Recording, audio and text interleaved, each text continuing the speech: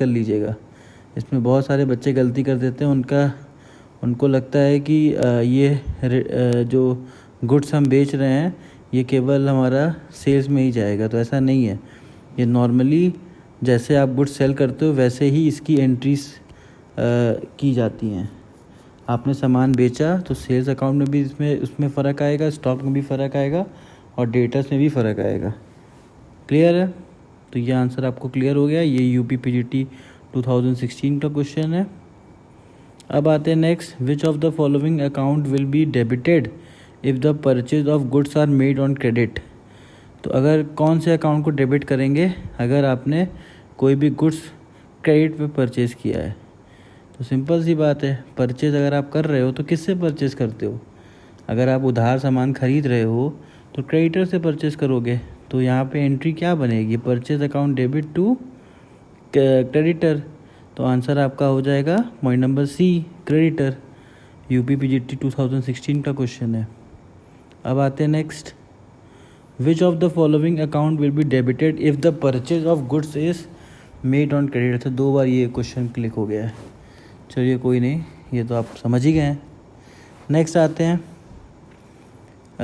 Making the provision for bads and doubtful debts in an anticipated of the actual bad डेब्ट is on the basis of. तो ये question एक बार पहले भी हम लोग कवर कर चुके हैं, ये लग रहा है क्वेश्चन रिपीट हुआ है फिर से 2016 में। तो इसका आंसर आएगा point number C, conservatism. Conservatism principle ही कहता है, कन्वेंशन कहता है कि हमें जो भी हमारे एंटिसिपेटेड लॉस हैं, जो भी हमारे फ्यूचर लॉस हैं, उसके लिए हमको कोई ना कोई प्रोविज़न बना के रखना चाहिए।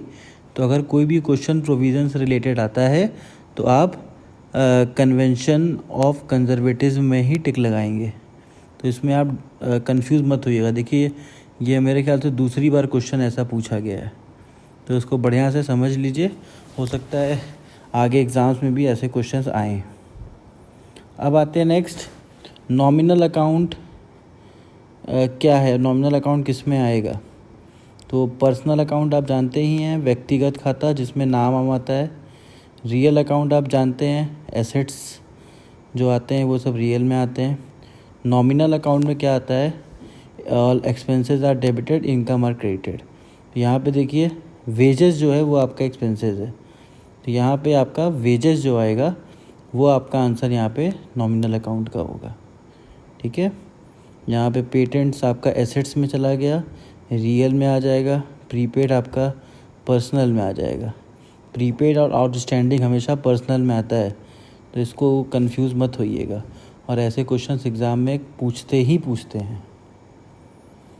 नेक्स्ट आते हैं, debit the receiver and credit the giver is the rule of. तो debit the receiver, credit the giver, personal account. Clear है आपको? एकदम सिंपल सा।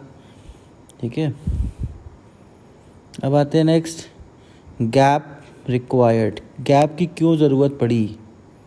जनरल एंट्री करने के लिए पड़ी, मूल्य जानने के लिए पड़ी, या फिर वैल्यू जानने के लिए पड़ी, या फिर global harmonisation in accounting. Gap की ज़रूरत हमें इसलिए पड़ी, generally accepted accounting principle gap का मतलब होता है। इसकी ज़रूरत हमें इसलिए पड़ी ताकि जितने भी लोग अकाउंट्स का यूज़ कर रहे हैं पूरे वर्ल्ड में, इंडिया में नहीं पूरे वर्ल्ड में, उनका एक स्टैंडर्ड हो। ठीक है, वो सब एक स्टैंडर्ड को फॉलो करें, ताकि सारी कंपनी अगर एक जगह से दूसरी जगह शिफ्ट भी हो रही हैं, अगर लोग अपना बिजनेस एक्सपेंड कर रहे हैं, तो कम से कम अकाउंटिंग करने में तो किसी को दिक्कत ना हो, लोग अकाउंटिंग की लैंग्वेज तो समझ सकें।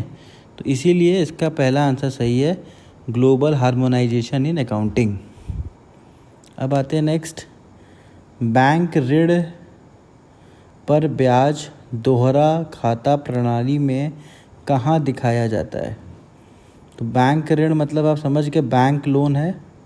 ठीक है, तो बैंक लोन में अगर आप बैंक लोन आपने लिया हुआ है और आप इंटरेस्ट पे कर रहे हैं, तो बोलेंगे इंटरेस्ट ऑन बैंक लोन। तो कहाँ पे आप उसको दिखाओगे? पहला बता रहा है रेवेन्यू खाते में, दूसरा बता रहा है शुद्ध रेवेन्यू खाते में, तीसरा बता रहा है पूंजी खाते, मतलब आपका वो हो गया कैपिटल अकाउंट, फोर्थ है रोकड़ खाते में, रोकड़ मतलब कैश बुक में। तो इसका सही आंसर आपका कैश बुक में है। क्योंकि जब भी आप बैंक चार्जेस दिखाते हो तो याद होगा आप बाय बैंक चार्जेस लिखते हो, ठीक है, कैश बुक में, ठीक है। तो रोकड़ खाते में जो भी bank interest on loan, bank interest, ऐसे करके आप कैश बुक में क्रेडिट साइड में लिखते हो, क्योंकि पैसे वहाँ से कट रहे हैं, जा रहे हैं। तो इसका सही आंसर रोकड़ खाते में होगा। ये रेवेन्यू के चक्कर में मत पड़िएगा, वो आपको गुमराह करने के लिए दिया गया है, ठीक है। अब आते हैं नेक्स्ट, दोहरी प्रविष्टि प्रणाली में प्रवर्तक पैसिओली निवासी थे। तो पैसिओली को तो आप समझ ही गए, फादर ऑफ मॉडर्न अकाउंट्स, ये आपको मैंने स्टार्टिंग वाली वीडियो में बता ही दिया था। तो कहाँ के निवासी थे पैसिओली? आप सोचिए, भारत के तो थे नहीं, ऐसा नाम ही रखा गया है, तो इटली के ही हैं, ठीक है। इटली याद रखिएगा, वहीं से आया है हमारे मॉडर्न अकाउंटिंग के फादर, ठीक है, पैसिओली। इनका नाम मत भूलिएगा, एग्ज़ाम में पूछे जाते हैं, ये पीजीटी 2010 में पूछे जा चुके हैं। अब आते हैं नेक्स्ट, द्विपक्षीय अवधारणा पर आधारित लेन देन के लेखने की प्रणाली को कहा जाता है। तो यहाँ द्विपक्षीय अवधारणा क्या होता है? जो डुअल अकाउंटिंग हम लोग करते हैं, ठीक है, वहाँ पे उसकी बात हो रही है कि अगर डुअल अकाउंटिंग अगर हम कर रहे हैं दो अलग अलग खाते में, तो उसको किस में लेन देन किया जाता है?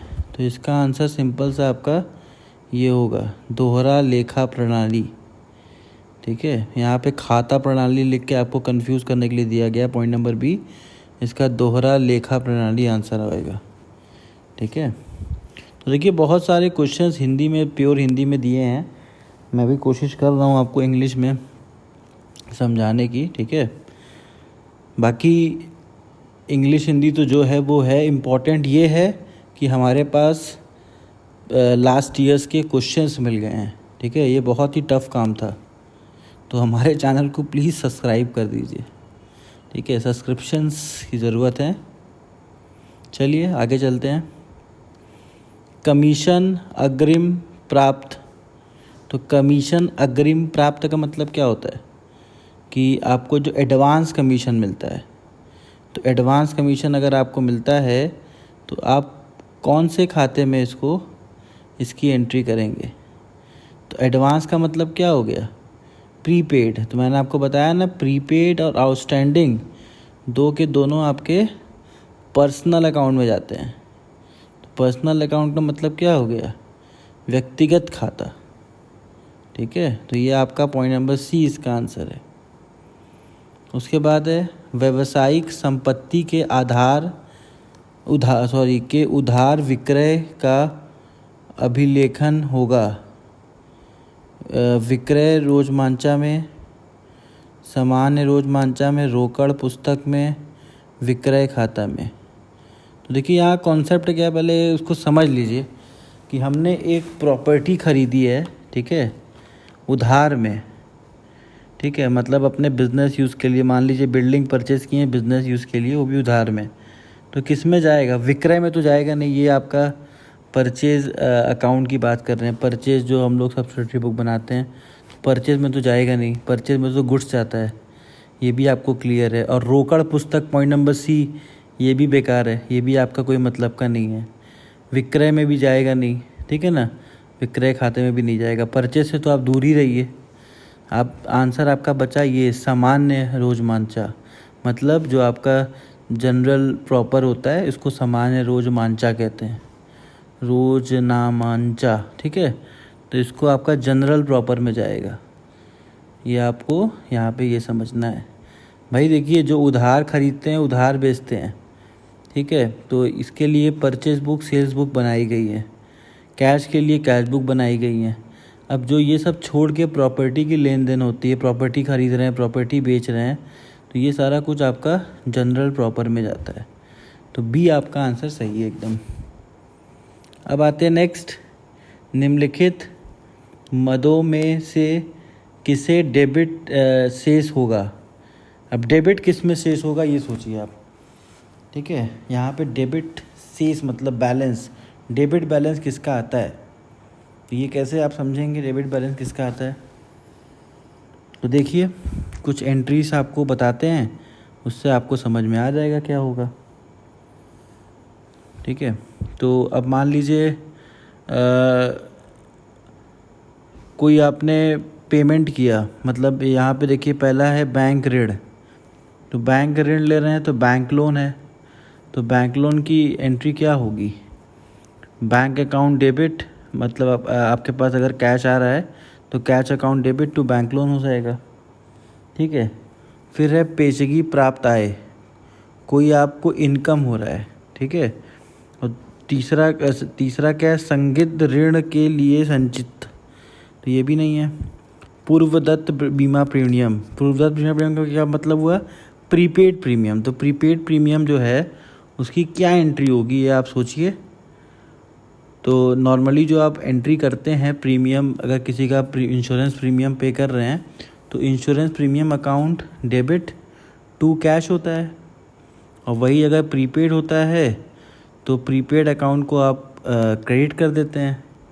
तो अगर प्रीपेड अकाउंट को क्रेडिट कर देंगे तो अगर उसका जब लेजर बनाएंगे तो ऑटोमेटिक उसका डेबिट बैलेंस शेष हो जाएगा। तो आपका सही आंसर इसका डी है, प्रीपेड इंश्योरेंस प्रीमियम। ठीक है, बाकी सब आपको केवल समझाने के लिए दिया गया कि आप गलती कर दें, बाकी सबकी तो कोई सही से एंट्री तक नहीं बन पा रही है। ठीक है, तो आपका आंसर नंबर डी ही सही है। अब आते हैं नेक्स्ट, सबसे आसान क्वेश्चन आपके लिए, किस व्यवसाय की संपत्ति का आशय, संपत्ति तो समझते ही हैं, asset is equal to capital plus liability, तो आपका आंसर नंबर सी। ये एक बार पहले भी क्वेश्चन वीडियो 1 में था, फिर से रिपीट हुआ है पीजीटी 2003 में। देखिए 2003 तक के हम लोग क्वेश्चन ढूंढ के लाए हैं आपके लिए, अब तो सब्सक्राइब करना बनता ही है। अब आते हैं नए क्वेश्चंस पे, निम्नलिखित में से कौन चालू संपत्ति में शामिल नहीं किया जाता, तो सोचिए चालू संपत्ति का मतलब क्या हो गया, करेंट एसेट्स, तो करेंट एसेट्स में क्या नहीं आता भाई, देनदार आते हैं। करेंट एसेट्स में रोकड़ मतलब कैश वो भी आता है, व्यापारिक स्टॉक भी आता है, बस यही ख्याति है गुडविल वो नहीं आता, गुडविल हमारा फिक्स एसेट्स होता है। ठीक है, तो ये आपका आंसर हो गया सी, ख्याति। नेक्स्ट आते हैं, द्वि प्रविष्टि प्रणाली विवरण रखती है, तो ये फिर से आपका डुअल वाला आ गया, व्यक्तिगत खाता, वास्तविक खाता, नॉमिनल खाता, उपरियो सभी। तो इसमें तो आपका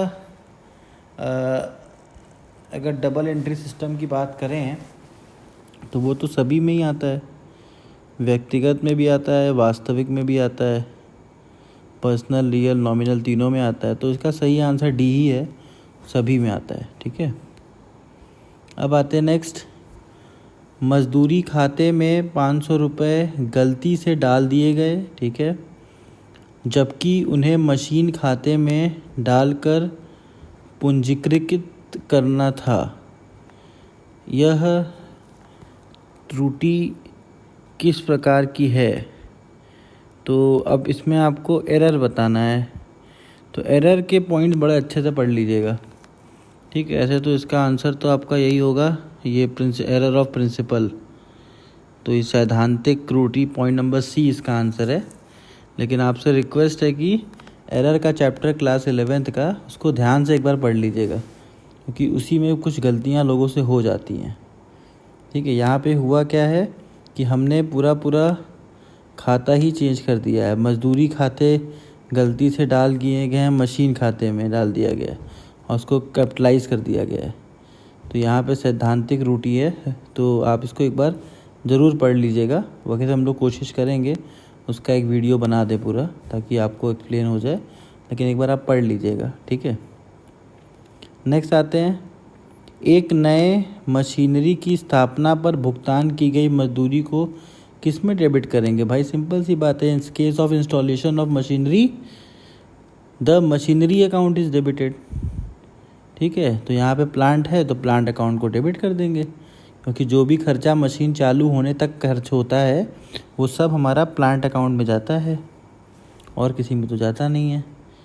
तो यहाँ पे ये देखिए पीजीटी 2006, 2003, 2004 हर साल पूछा गया है। ठीक है, तो बढ़िया से पढ़ लीजिए इसको। अब आते हैं नेक्स्ट, निम्नलिखित में से कौन से एक व्यक्तिगत खाते हैं। व्यक्तिगत खाते में अब कौन है भाई जो हमारा व्यक्तिगत खाते में आ जाए। कई जगह पूछा गया, TGT, PGT, UP, PSC, PCS, pre, पशुधन, देय,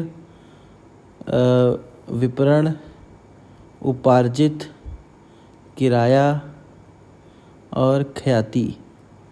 तो व्यक्तिगत खाते में आपका उपार्जित किराया ही आएगा। ठीक है, क्योंकि अभी ये किराया आपको बताया था ना, प्रीपेड और आउटस्टैंडिंग ही आता है, तो वही इसमें आएगा। तो आंसर नंबर सी ही आपका सही है। ठीक है, तो ये याद रखिए, देखिए कई बार क्वेश्चन पूछ चुका है व्यक्तिगत खाता का, तो याद रखिए कि ये इसी में आएगा। नेक्स्ट आते हैं, निम्नलिखित मतों में से किसका क्रेडिट शेष है।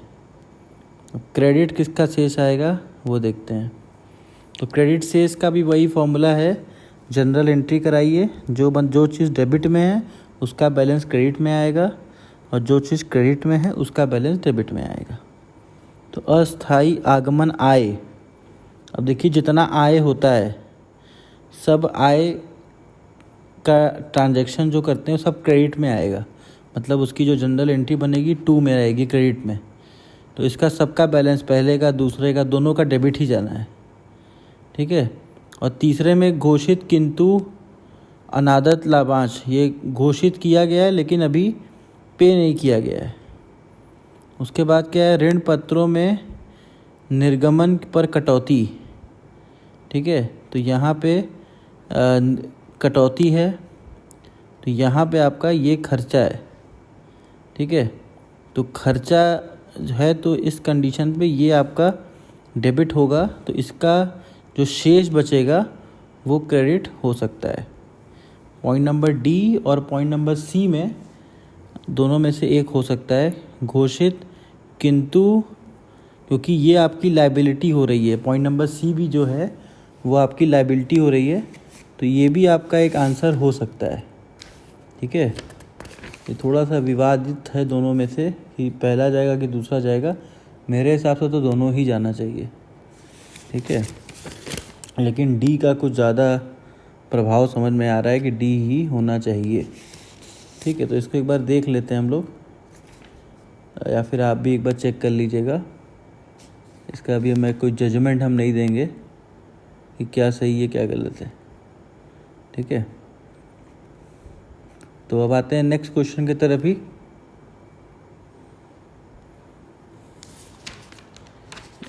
पत्रों में चलिए अब आते हैं, रोकड़ बही एक उदाहरण है। अब रोकड़ बही किसका उदाहरण है, तो रोकड़ बही सामान्य रोजमांचा, मतलब जनरल पर्पस जो होता है, जनरल पर्पस सब्सिडरी बुक, उसका आएगा। एक आता है ना उसका chapter special purpose subsidiary book, तो यहाँ पे अब कन्फ्यूज़न क्या होता है, स्पेशल पर्पस है तो हम विशेष रोजमांचा लिख देते हैं, लेकिन स्पेशल पर्पस सब्सिडरी बुक में क्या क्या आता है, purchase book, sales book, purchase return book, sales return book, ये सब कुछ इसमें आता है। तो ये सबको हम लोग डे बुक बुलाते हैं। ठीक है, तो इसका सही आंसर ए होगा, डे बुक। ठीक है, तो ये थोड़ा सा कंफ्यूज मत होइएगा, क्योंकि थोड़ा सा कंफ्यूजिंग था। पहले मुझे लगा था पॉइंट नंबर बी होगा, फिर मैंने स्टडी जब किया तो समझ में आया कि नहीं, यहाँ पे जो सामान्य रोजमांचा लिखा हुआ है इसका मतलब यहाँ पे डे बुक की तरह से है। तो डे बुक हम उसको बुलाते हैं, जितने भी हमारे सब्सिडरी बुक होते हैं सब हम डे बुक बुलाते हैं इसको। तो इसीलिए इसका सही आंसर पॉइंट नंबर ए है। तो देखिए मैंने यहाँ पे डेफिनेशन भी यहाँ पे ढूंढ के रखा है आपके लिए सब्सिडरी बुक का। What are the subsidiary book? Subsidiary books are the book of originality, they are also known as day book और स्पेशल जनरल। स्पेशल जनरली बुलाते हैं, उसको डे बुक भी बुलाते हैं। ठीक है, तो डे बुक अगर लिख के आता है तो आपको जितना भी सब्सिडरी बुक है वो सब डे बुक कहलाएंगे, चाहे वो परचेज बुक हो, चाहे वो सेल्स बुक हो, चाहे परचेज रिटर्न हो, चाहे सेल्स रिटर्न हो, सब के सब डे बुक के कैटेगरी में आएंगे। अब आते हैं नेक्स्ट। अब यहाँ पे देखिए क्या बता रहा है, एक्स ने वाई पर 3 महीने का बिल 20,000 का लिखा। बिल बैंकर से 100 रुपये के शुल्क पर बट्टा करा लिया, मतलब डिस्काउंटिंग ऑफ बिल करा लिया 100 रुपये के नुकसान पे, और भुगतान तिथि पर वापसी बिल अनादृत हो गया। जिस दिन पेमेंट मिलना था उस दिन बिल डिसऑनर हो गया। तो अब एक्स के बही में, ठीक है, क्या अमाउंट जाएगा? तो अब मैक्सिमम आंसर लोग सी बताएंगे कि भाई 20,100 जाएगा। लेकिन आप देखिए यहाँ पे एक चीज़ लिखा हुआ है, इसमें क्या लिखा है, बही में अनादित हेतु बैंक खाता कितने से क्रेडिट होगा। खाली बैंक खाता की बात बोल रहा है, उस पर्टिकुलर आदमी के खाते की बात नहीं कर रहा है।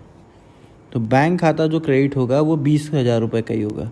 क्यों? क्योंकि जब हम डिसऑनर की एंट्री करते हैं तो एंट्री फ्लिप कर देते हैं। तो जब एंट्री फ्लिप करते हैं तो जितना का 20,000 रुपये था वही 20,000 रुपये फिर से आ जाता है। ठीक है, तो ये कितना पैसा हमको मिला है? पैसा हमको 19,900 ही मिला है।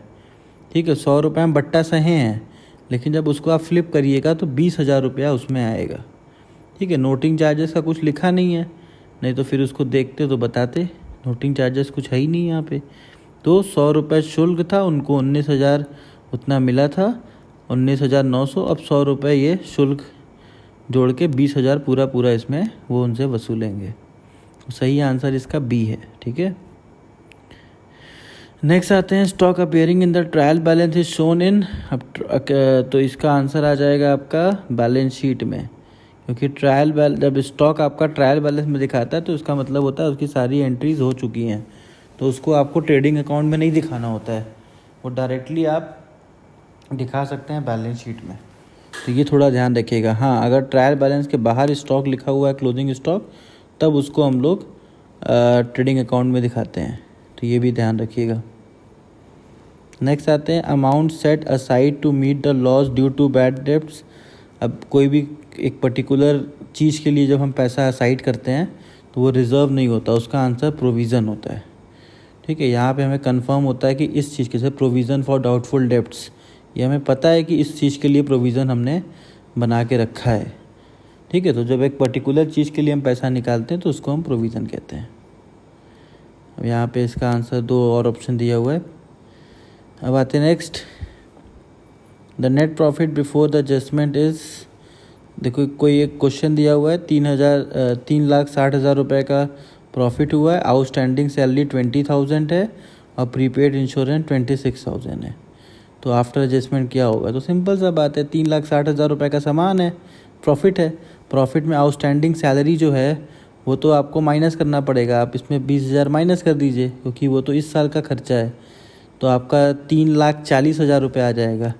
और प्रीपेड ये आपका खर्चा है ना, हाँ ठीक है, तो इसको आप माइनस कर देंगे तो आपका 3,40,000 रुपया आ जाएगा।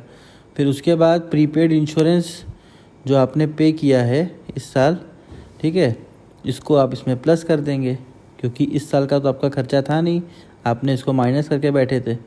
तो प्रीपेड इंश्योरेंस आप इसमें प्लस कर देंगे, क्योंकि इस साल का खर्चा था नहीं।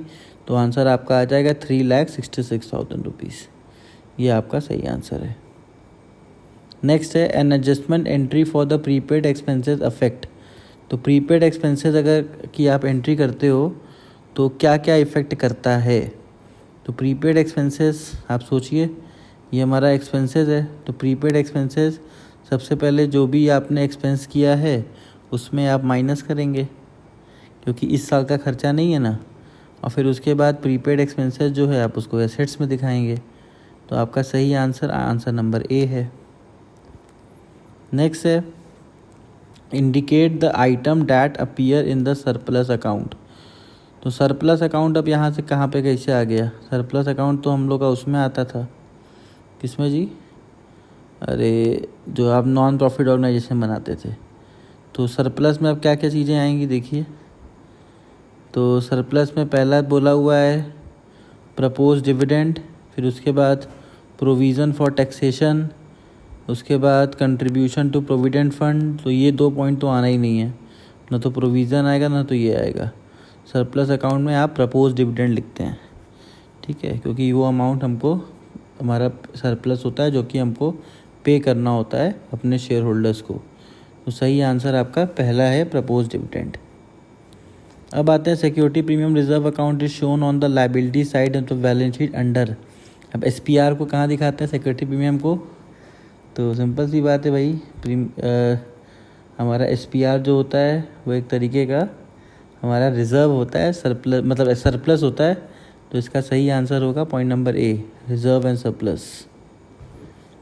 नेक्स्ट है amount set apart to meet the probable loss on the account of the bad debts. फिर से वही बात आ गई, बैड डेब्ट्स के लिए कौन सा अकाउंट बनाते हैं? तो इसमें आपका प्रोविज़न ही है।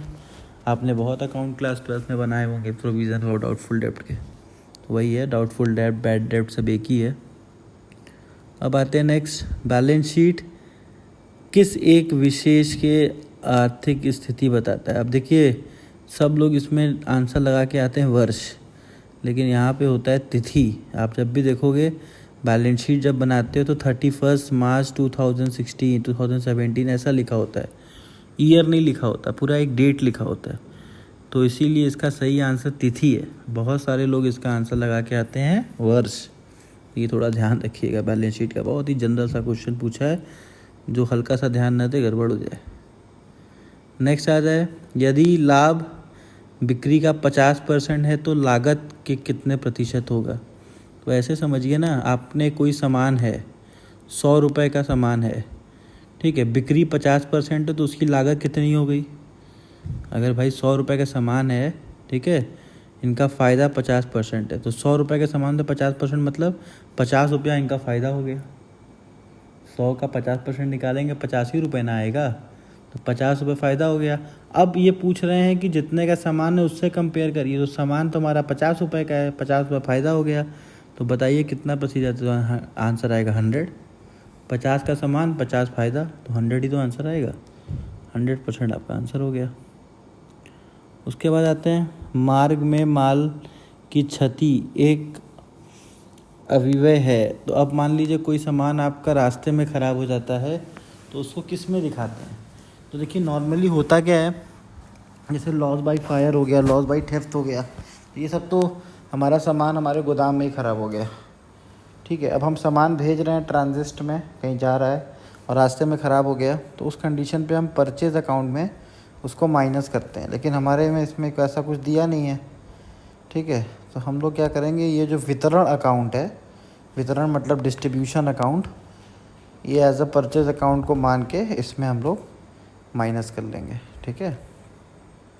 तो डी इसका सही आंसर है।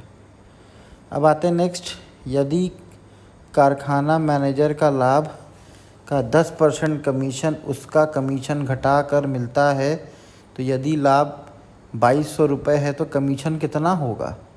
तो इसका सिंपल सा फॉर्मूला है कि जो 2200 रुपया इसमें दिया है, इसमें कारखाना के जो मैनेजर है उनका कमीशन जुड़ा हुआ है, तो आप डिवाइड कर दीजिए 2200 रुपये को 110 से इंटू 100 कर दीजिए, तो आंसर आपका 200 रुपये आ जाएगा।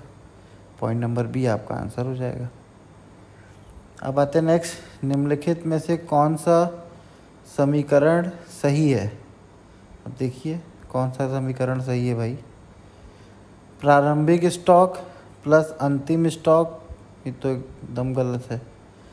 ये आपका बी देखिए सही लग रहा है। प्रारंभिक स्टॉक मतलब ओपनिंग स्टॉक प्लस क्रय मतलब परचेज माइनस अंतिम स्टॉक मतलब क्लोजिंग स्टॉक, तो विक्रय की लागत, यही पॉइंट नंबर बी ही सही है, ठीक है। यहाँ तक आपका क्वेश्चन हो गया। तो मैक्सिमम क्वेश्चन हम लोग मतलब ढूंढ के ला रहे हैं आपके लिए। पहले हमारा प्लान यही है कि पीजीटी का आपको करा दें, फिर इसके बाद टीजीटी के क्वेश्चंस हम लोग लगाना शुरू करेंगे। तो कोशिश करिएगा, अगर आप पीजीटी के लिए अप्लाई कर रहे हैं तो पीजीटी टीजीटी दोनों लगा के जाइएगा। पहले पीजीटी पूरा ख़त्म हो जाने दीजिए, फिर टीजीटी का वीडियो स्टार्ट होगा। Thank you students for watching. हमारे चैनल को प्लीज़ सब्सक्राइब करिए और शेयर करिए। Thank you.